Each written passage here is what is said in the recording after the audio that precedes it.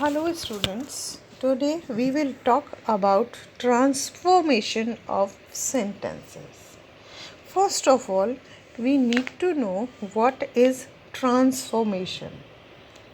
Transformation is a changing application of a sentence from one grammatically form to another, making no change in meaning or sense.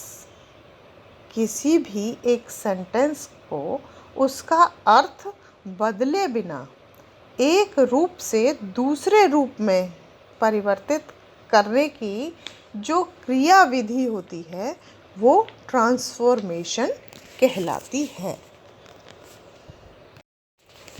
There are three types of transformation of sentences. First one is simple sentence, second one is complex sentence, and third one is compound sentence. Transformation तीन तरीके का होता है। Simple sentence में transform करना किसी sentence को, complex sentence में बदलना किसी एक सेंटेंस को, और कंपाउंड सेंटेंस में बदलना। ये सेंटेंस किसी भी तरीके का हो सकता है।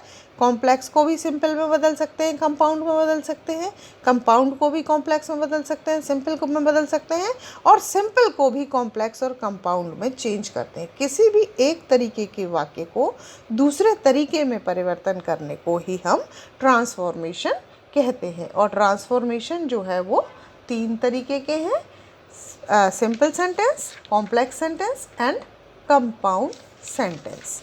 अब यहाँ पर ये जानना हमें ज़रूरी है कि what is clause.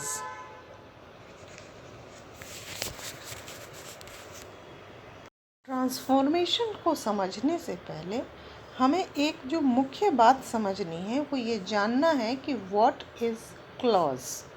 The clause is where there will be a subject and a predicate as a group of words, but that will not be considered as a full sentence. The clause can be of two types.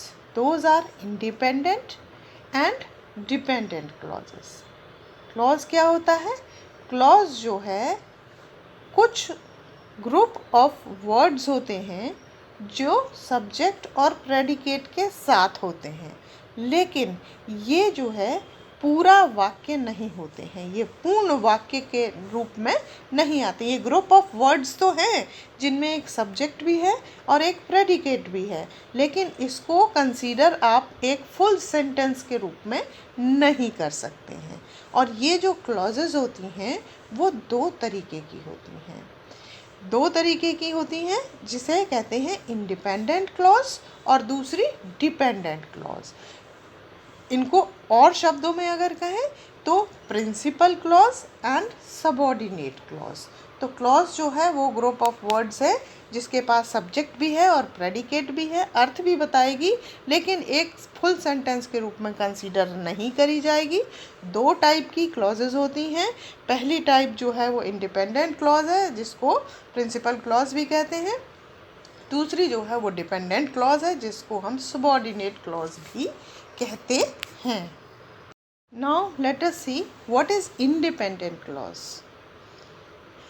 A clause that contains both a subject and a predicate can stand alone as a sentence or can be a part of a multi-clause sentence or uses conjunction such as or, for, nor, so, yet and but।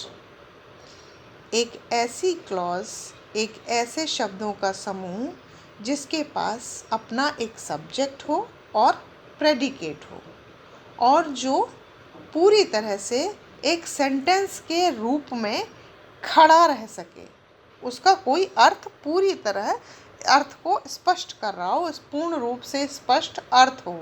और कई सारी clauses का एक part भी हो सकता है, बहुत सारी क्लॉजेस का एक पार्ट भी हो सकता है, और इसके साथ साथ कुछ कंजंक्शंस भी उसमें हो सकते हैं।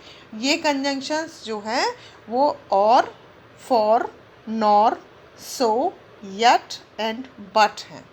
फॉर एग्जाम्पल देखिए, we visited Agra but we did not go to Taj Mahal. यहाँ पे पूरा अर्थ स्पष्ट कर रहा है, हमने आगरा विजिट किया लेकिन हम ताजमहल देखने के लिए नहीं गए। अपना सब्जेक्ट है, अपना प्रेडिकेट है, अपना एक सेंटेंस अपने आप में कंप्लीट हो रहा है और कंजंक्शन बट के एड ऑन होने के साथ साथ ये जो है मल्टी क्लॉज सेंटेंस के रूप में भी सामने आ रहा है।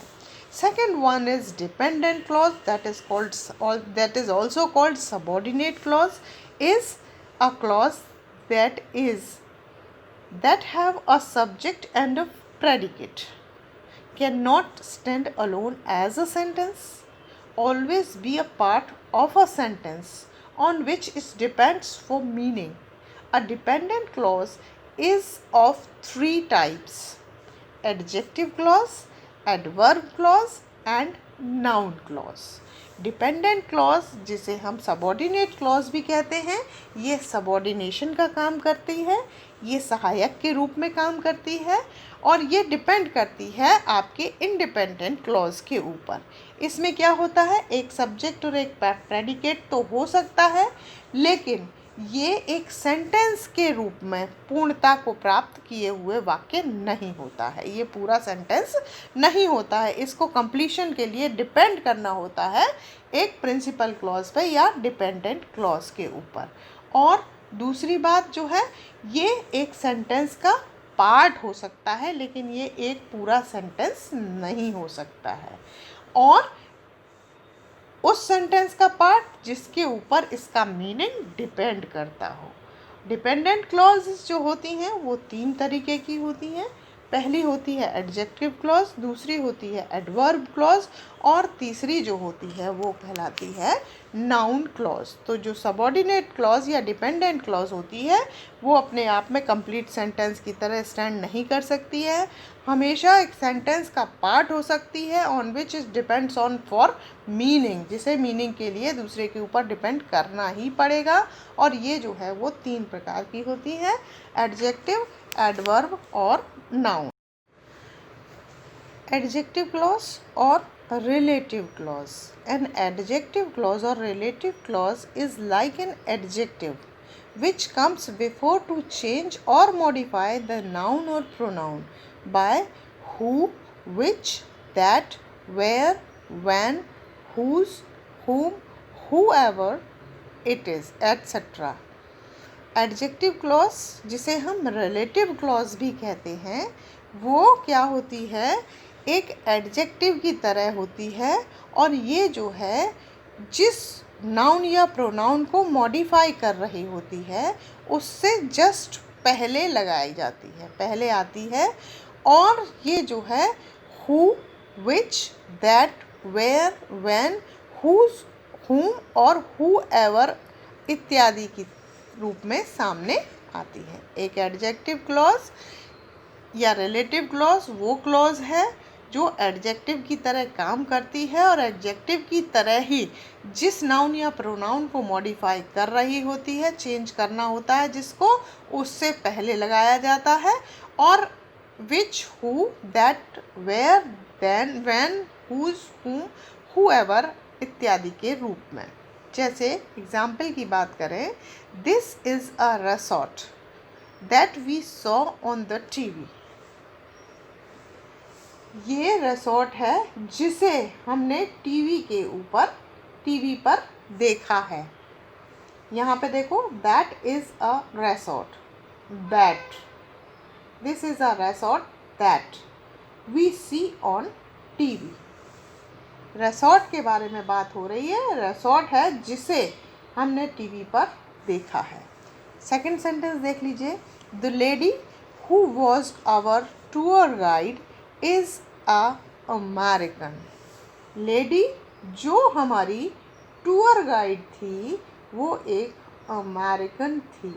लेडी को मॉडिफाई करना है, उस गाइड को, टूर गाइड को जो कि टूर गाइड है और वो एक अमेरिका की रहने वाली है। Second one is adverb clause और adverbial clause. An adverbial clause और subordinate clause is a type of dependent clause which starts with subordinating conjunctions like because, although, when, if, until, as if, etc. एक adverbial clause या subordinate clause वो dependent clause का ही एक type होता है, एक प्रकार होता है, जो विच स्टार्ट्स विथ सबॉर्डिनेट कंजंक्शन, जो एक सबॉर्डिनेट कंजंक्शन के साथ स्टार्ट होती है। ये कंजंक्शन बिकॉज हो सकता है, ऑल्दो हो सकता है, व्हेन हो सकता है, इफ़ हो सकता है, अंटिल हो सकता है और एज इफ़ हो सकता है। एक एडवर्बियल क्लॉज जिसे सबॉर्डिनेट क्लॉज का कह सकते हैं, ये एक टाइप है डिपेंडेंट क्लॉज का, और ये जो है सबॉर्डिनेटिंग कंजंक्शन के साथ स्टार्ट होगा, और ये conjunction because, although, when, if, until, as, if इत्यादि होंगे। उदाहरण में देख लीजिए, the homeless guy spend the night on the road. एक व्यक्ति जो कि होमलेस था, spend the night on the road, उसने अपनी रात जो है वो गुजारी सड़क के ऊपर। We wanted to go to Vasundhara cineplex. हम जाना चाहते हैं वसुंधरा सिनेप्लेक्स में। Now, noun clause. In a sentence, when a clause functions as a complement, subject or object is called noun clause. It starts with the same word that begin adjective clauses. For example, that, who, when, which, where, whether, why, how. एक noun clause जो होती है, एक sentence में एक ऐसे complement का काम करती है जो सब्जेक्ट और ऑब्जेक्ट के लिए यूज़ किया जाता है और इसे हम नाउन क्लॉज कहते हैं। ये नाउन क्लॉज जो है वो कुछ सेम वर्ड से स्टार्ट होती है, जैसे कि वो सेम कैसे है, वो एडजेक्टिव की तरह ही वर्ड्स हैं। जैसे बात करें that, who, when, which, where, whether, why, how, ये जो हैं एडजेक्टिव क्लॉज की तरह ही होते हैं, और ये जो है कॉम्प्लीमेंट है सब्जेक्ट और ऑब्जेक्ट का। ये नाउन क्लॉज की तरह इसको हम प्रयोग करते हैं। For example, what we saw at the Thor movie was amazing. हमने क्या देखा कि थॉर मूवी जो थी वो बहुत ही शानदार थी। शुरुआत व्हाट से की है, तो ये व्हाट से शुरू की है, ये कॉम्प्लीमेंट है मूवी का। हमने देखा, क्या देखा कि Thor movie was amazing. Now, to understand the type of transformation of sentences, we need to know the definition of the simple sentence, complex sentence and compound sentence. इससे पहले कि जब हम ट्रांसफॉर्मेशन को कंप्लीट करने की तरफ बढ़ें, हमें ये जानना ज़रूरी है कि सिंपल सेंटेंस क्या होता है, कॉम्प्लेक्स सेंटेंस क्या होता है, और कंपाउंड सेंटेंस जो है वो क्या चीज़ होती है। Simple sentence. When in a sentence that has one independent clause is called simple sentence. जिस सेंटेंस में एक इंडिपेंडेंट क्लॉज होती है वो सेंटेंस जो है सिंपल सेंटेंस कहलाता है। For example, he confessed his illegal act. उसने अपना गलत काम, अवैधानिक काम जो है उसको अपना अपराध स्वीकार कर लिया। कॉम्प्लेक्स सेंट, इसमें क्या है, एक बात है, एक इंडिपेंडेंट क्लॉज है, और ये सेंटेंस जो है सिंपल सेंटेंस है। What is complex sentence? When in a sentence that has one clause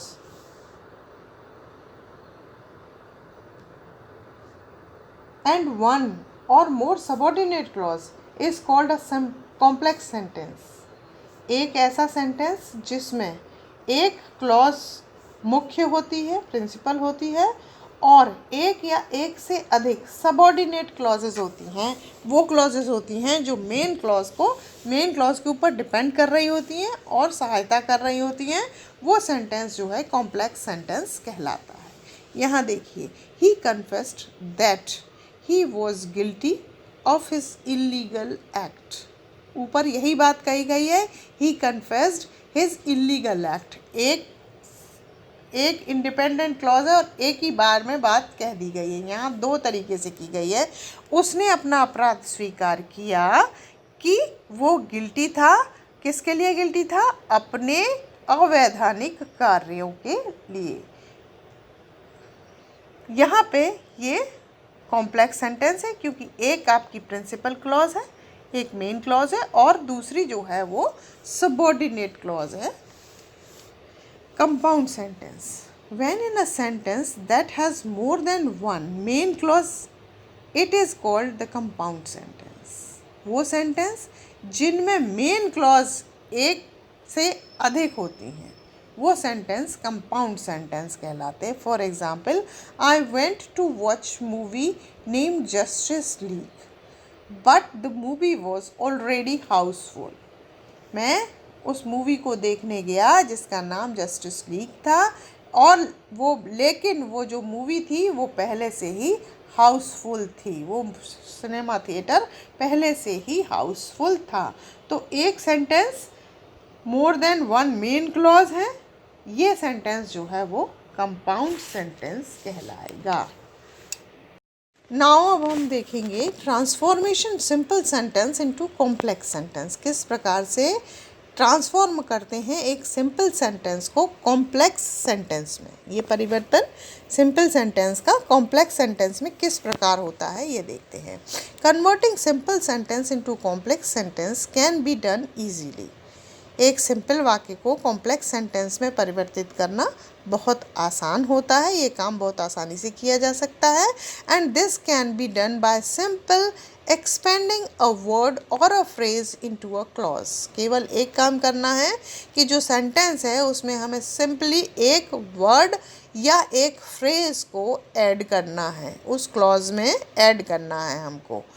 Moreover, we can do the same thing when we want to change the complex sentence into simple sentence.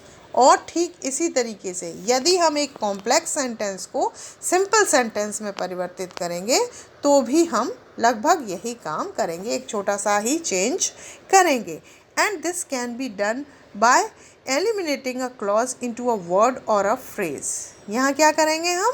जो word और phrase eliminate clause को, वो clause जो है eliminate कर, word और phrase को eliminate कर देंगे और हम क्लॉज मेंटेन कर देंगे। Few examples are given below to understand the concept of conventional rules of transforming between simple sentence and complex sentence. अब जो बताऊंगी वो कुछ नियम है कि किस तरीके से सिंपल और कॉम्प्लेक्स सेंटेंस का ट्रांसफॉर्मेशन हमें करना है इस बारे में। So rule 1 is present participle in a simple sentence is to convert into complex sentence by adding since as when at the first half of the sentence। पहली चीज़ जो हम बात करेंगे वो पार्टिसिपल्स को यूज़ करके सिंपल सेंटेंस को change करने की बात करेंगे। और पहली जो बात करेंगे वो प्रेजेंट पार्टिसिपल के साथ करेंगे। प्रेजेंट पार्टिसिपल को क्या करना है? कन्वर्ट करना है एक कॉम्प्लेक्स सेंटेंस में। इसे हम ऐड करते हुए सिंस या एज या व्हेन को फर्स्ट हाफ में ऐड करते हुए सेंटेंस बनाएंगे। पहली चीज़, इसको हम प्रेजेंट पार्टिसिपल के साथ यूज़ करना कहते हैं। सिंपल सेंटेंस है closing the door I went back to school. यहाँ कॉम्प्लेक्स में जब हम चेंज कर रहे हैं तो हम यूज़ कर रहे हैं व्हेन का। When I close the door I went back to school. तो ये सेंटेंस हमने चेंज कर दिया कॉम्प्लेक्स सेंटेंस में और यूज़ हमने जो किया वो व्हेन का यूज़ किया। Rule number 2, being verb plus ing in a simple sentence to convert into a complex sentence by adding as when, since at the first half of the sentence.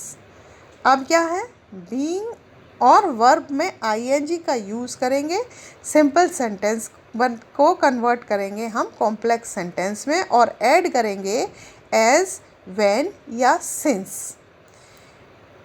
और ये जो add करेंगे वो हम first half में add करेंगे। For example simple sentence है, after winning a beauty contest she cried. अब हमें एज को ऐड करके यूज़ कर रहे हैं, as she won the beauty contest she cried. Rule third जो है, टू, TOO2 और TO2 in a simple sentence to convert into a complex sentence by adding so that negative। ये जो टू और टू का प्रयोग करते हैं एक सिंपल सेंटेंस में, जब हम रिमूव करेंगे तो हम यूज़ करेंगे so that का जब हम कॉम्प्लेक्स सेंटेंस बनाएंगे, और ये सेंटेंस जो है वो नेगेटिव बनाएंगे। He is too weak to carry the box। Hindi में मतलब है वो इतना कमज़ोर था कि वो बॉक्स नहीं उठा सकता था। इसको जब हम कॉम्प्लेक्स में कन्वर्ट करेंगे तो फर्स्ट TOO2 को हटा करके हम यूज़ करेंगे so, और बाद वाले टू को हटा करके हम यूज़ करेंगे that, और ये सेंटेंस नेगेटिव सेंटेंस बनाएंगे। He is so weak that he cannot carry the box। To और टू ये जो है एडवर्ब होती है TOO, और जिसका अर्थ जो होता है वो बहुत अधिक होता है। इसके बाद इन्फिनेटिव या प्रीपोजिशन फॉर आए तो नेगेटिव सेंस बनता है। और जब टू होता है और उसके बाद कोई इन्फिनेटिव होता है तो इसे परिवर्तित करने पे दो क्लॉज बनते हैं। पहले क्लॉज में TOO2 लगता है, उसके स्थान पर हम सो को लगाते हैं, और दूसरा क्लॉज जो है वो दैट से शुरू करते हैं। दूसरा क्लॉज जो है सबऑर्डिनेट क्लॉज होता है और इसे हमें नेगेटिव बनाना होता है। अगर दिए हुए वाक्य में कोई नेगेटिव शब्द है तो सबऑर्डिनेट क्लॉज जो है वो अफर्मेटिव बनता है। यदि TOO2 के बाद कोई इन्फिनेटिव ना आया हो तो TOO2 को हटा के अंत में बियॉन्ड द प्रॉपर लिमिट लगा देते हैं। यहाँ पर ये एक चेंज और करते हैं। तो पहले TOO2 को हटा करके हम जो है सो का यूज़ करेंगे, और बाद वाले टू को हटा करके हम जो है दैट का यूज़ करेंगे। दैट और उधर negative, he can not carry the box. Rule number 4 जो है वो to in the simple sentence to convert into a complex sentence by adding so that. वही टू को हटा करके सो दैट को यूज़ करेंगे कॉम्प्लेक्स सेंटेंस में। वी ईट टू लिव, इसको टू को हटा करके हमें सो दैट का यूज़ करना है, और वो हम करेंगे we eat so that we can live. मैंने बताया कि यहाँ पर जो है एफर्मेटिव को हमें यूज़ करना है। Rule number 5 is in simple sentence in spite of or despite to convert into the complex sentence by adding though or although in the sentence. जब हम इन स्पाइट ऑफ या despite को use करेंगे complex sentence में convert करेंगे तो हम दो या ऑल दो का प्रयोग करेंगे सेंटेंस में। For example, in spite of being rich she is hard working. Change कर रहे हैं, इन स्पाइट को हटा करके दो यूज़ कर रहे हैं। दो she is rich she is hard working. ये हो गया आपका कॉम्प्लेक्स सेंटेंस। पहला सेंटेंस सिंपल सेंटेंस है जिसमें इन स्पाइट ऑफ से हमने सेंटेंस बनाया है, और यहाँ इन स्पाइट ऑफ को हटा करके हमने यूज़ किया है दो, तो ये सेंटेंस जो है वो बन गया है कॉम्प्लेक्स सेंटेंस रूल नंबर 5 के तहत। Next one is rule number 6। Because of in the simple sentence to convert it to the complex sentence by adding since at the beginning of the sentence। Because of जो simple sentence में use किया जा रहा है उसको हम हटाएंगे और उसको कन्वर्ट जब हम कॉम्प्लेक्स सेंटेंस में करेंगे तो हम जो है बिकॉज ऑफ को सिंस में कन्वर्ट करेंगे और ये जो है बिगिनिंग ऑफ सेंटेंस में इसे यूज़ करना है। Because of his illness he could not join the meeting, simple sentence है जिसे हमने बिकॉज ऑफ से लिखा है। यहाँ पे हम कॉम्प्लेक्स में कन्वर्ट कर रहे हैं since he was ill he could not join the meeting. इस तरह से इस सेंटेंस को कॉम्प्लेक्स सेंटेंस में परिवर्तित किया गया है। Rule number 7 is subject plus verb plus object plus present participle. Type of simple sentence जो हैं उसमें हम क्या करेंगे, to convert it to the complex sentence. जब हम इसको कन्वर्ट करेंगे, वो सेंटेंस जिसमें सब्जेक्ट है, वर्ब है, ऑब्जेक्ट है और प्रेजेंट पार्टिसिपल है, इसको जब हम इस तरीके का यदि सिंपल सेंटेंस है और इसे हम कन्वर्ट करने जा रहे हैं कॉम्प्लेक्स सेंटेंस में, तो formula will be subject plus verb plus object plus relative pronoun of the object, then plus be verb according to relative pronoun and tense, then rest of the sentence. जब हम ये formula, ये वाला sentence convert करेंगे जिसमें शब्द है, subject है, वर्ब है, ऑब्जेक्ट है और प्रेजेंट पार्टिसिपल है, जब इसे हम कॉम्प्लेक्स सेंटेंस में कन्वर्ट करेंगे तो जो फॉर्मूला अप्लाई करेंगे, हम पहले सब्जेक्ट देन वर्ब फिर ऑब्जेक्ट को, इसके बाद हम रिलेटिव प्रोनाउन जो कि ऑब्जेक्ट का है उसे यूज़ करेंगे, उसके बाद टेंस के अकॉर्डिंग जो है वर्ब रिलेटिव प्रोनाउन की जो है वर्ब यूज़ करेंगे और उसके बाद बाकी का बचा हुआ सेंटेंस हम कन्वर्ट करेंगे कॉम्प्लेक्स सेंटेंस। सिंपल सी बात है। I saw a bird flying, पहला I subject, saw verb, a bird object और फ्लाइंग इज प्रेजेंट पार्टिसिपल। इसको जब हम कॉम्प्लेक्स सेंटेंस में चेंज कर रहे हैं, आई saw a bird which was flying, तो ये जो हमने किया, क्या किया, सब्जेक्ट है, वर्ब है, ऑब्जेक्ट है, आई सॉ अ वर्ब। अब क्या करना है हमें, relative pronoun of object. Bird के लिए हमने चिड़िया देखी, कौन सी चिड़िया देखी, जो कि अब ऑब्जेक्ट के बाद हमें क्या करना है, रिलेटिव प्रोनाउन के अकॉर्डिंग जो है हमें टेंस के अकॉर्डिंग वर्ब को यूज़ करना है, तो विच वॉज और फिर फ्लाइंग। ये सारा सेंटेंस कंप्लीट हो गया है। तो ये है रूल नंबर 7 जिसमें subject verb object present participle है। सिंपल सेंटेंस में जब हमने कन्वर्ट किया तो सब्जेक्ट वर्ब ऑब्जेक्ट के साथ हमने जोड़ा relative pronoun as an object और उसके बाद फिर जो है हमने वर्ब जो है बी वर्ब को according to relative pronoun tense के अकॉर्डिंग हमने उसको ऐड किया और उसके बाद बाकी का सारा सेंटेंस लिख दिया। This is the rule number 7. Now rule number 8 is, in the simple sentence start with without by adding if in case is converted into the complex sentence. एक सिंपल सेंटेंस जो स्टार्ट हो रहा है without से, उसको हम add करेंगे if या इन केस, उसके साथ फिर हम कन्वर्ट करके उसको एक कॉम्प्लेक्स सेंटेंस बना देते हैं। अगर विदाउट से शुरू हुआ है सेंटेंस तो जब हम कॉम्प्लेक्स में कन्वर्ट करेंगे तो हम इफ़ या इन केस का प्रयोग करके उसको कॉम्प्लेक्स सेंटेंस में कन्वर्ट कर देंगे। जैसे उदाहरण के लिए सिंपल सेंटेंस है, without adding the sugar the dish will taste bad. यहाँ विदाउट से हमने शुरू किया है और एक बात सीधी सी है कि बिना ऐड किए हुए शुगर को डिश जो है वो टेस्ट उसका बुरा होगा। कॉम्प्लेक्स सेंटेंस हम जो यूज़ कर रहे हैं उसमें हम अब इफ़ का प्रयोग कर रहे हैं। If you do not add sugar the dish will taste bad. अगर तुम जो है शुगर को ऐड नहीं करोगे तो जो डिश है, जो पकवान है, जो भोजन है, वो स्वाद में बुरा होगा।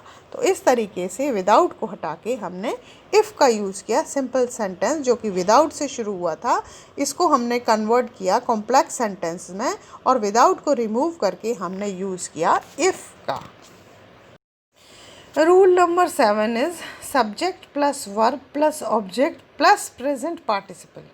टाइप ऑफ सिंपल सेंटेंस जो हैं उसमें हम क्या करेंगे, to convert it to the complex sentence. जब हम इसको कन्वर्ट करेंगे, वो सेंटेंस जिसमें सब्जेक्ट है, वर्ब है, ऑब्जेक्ट है और प्रेजेंट पार्टिसिपल है, इसको जब हम इस तरीके का यदि सिंपल सेंटेंस है और इसे हम कन्वर्ट करने जा रहे हैं कॉम्प्लेक्स सेंटेंस में, तो formula will be subject plus verb plus object plus relative pronoun of the object, then plus be verb according to relative pronoun and tense, then rest of the sentence.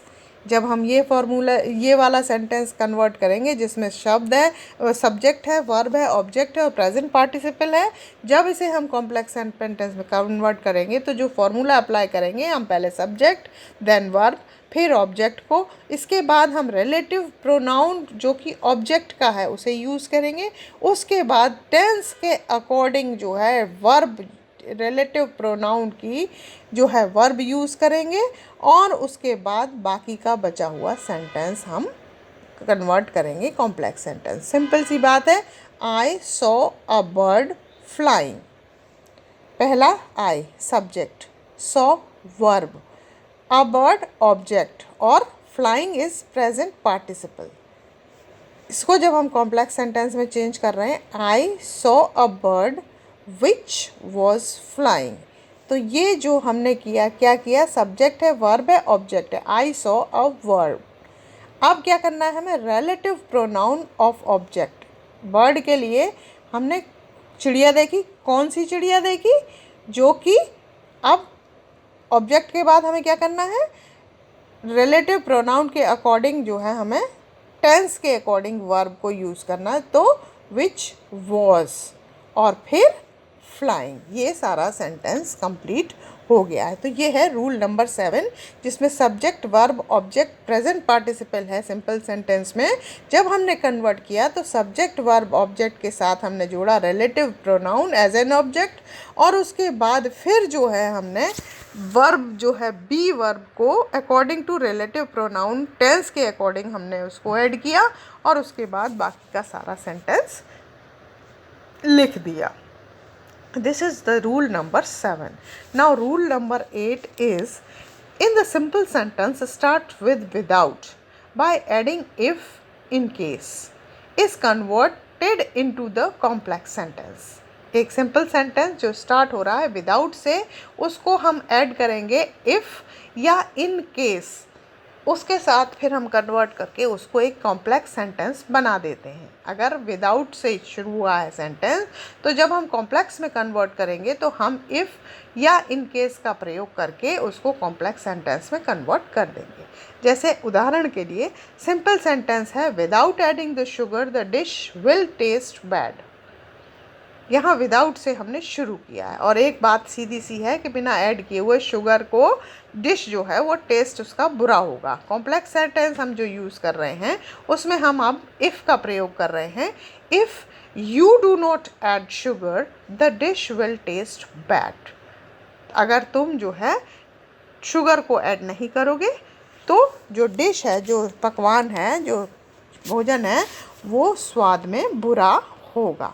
तो इस तरीके से without को हटा के हमने इफ़ का use किया। सिंपल सेंटेंस जो कि विदाउट से शुरू हुआ था, इसको हमने कन्वर्ट किया कॉम्प्लेक्स सेंटेंस में और विदाउट को रिमूव करके हमने यूज़ किया इफ़ का।